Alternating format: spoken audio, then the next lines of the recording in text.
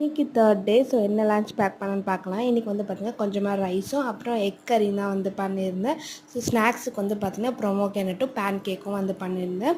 So இன்றைக்கி வந்து பார்த்திங்கன்னா நோ பேக் டேவா. ஸோ இந்த மாதிரி டேலாம் நம்ம கேள்விப்பட்டதே கிடையாது நாங்கள் ஸ்கூல் படிக்கும் போதெல்லாம். ஸோ பேக் எதுவுமே தேவையில்லை, லன்ச் பேக் மட்டும் கொடுத்து அனுப்புங்கன்னு சொன்னாங்க.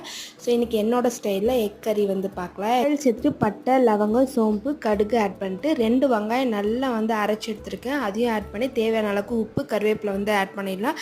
ஆனியன் வந்து கொஞ்சம் கலர் சேஞ்ச் ஆனதுக்கு அப்புறமா ஜிஞ்சர் கார்லிக் பேஸ்ட் வந்து ஆட் பண்ணிவிட்டு வீட்டில் அரைச்ச மிளகாய்த்தூள் 1 டேபிள் ஸ்பூன், கறி மசாலா, கரம் மசாலா வந்து ஆட் பண்ணி நல்லா மிக்ஸ் பண்ணிக்கோங்க. மிக்ஸ் பண்ணதுக்கப்புறமா ஒரு 5 தக்காளி நல்லா கிரைண்ட் பண்ணி வச்சுருக்கேன். அதை ஆட் பண்ணி வாட்டர் எதுவுமே சேர்க்கல. தக்காளி இருக்கிற வாட்டர் வந்து நல்லா ட்ரை ஆகிட்டு நல்லா ஆயில் ஃப்ளோட் ஆகி வந்ததுக்கப்புறம் வந்து பார்த்திங்கன்னா பெப்பர் ஆட் பண்ணி எக்கை ப்ளேஸ் பண்ணதுக்கப்புறமா லாஸ்ட்டாக வந்து கொத்தமல்லி ஆட் பண்ணல. ஸோ அவ்வளோதான். See you in the next video. Tata, bye.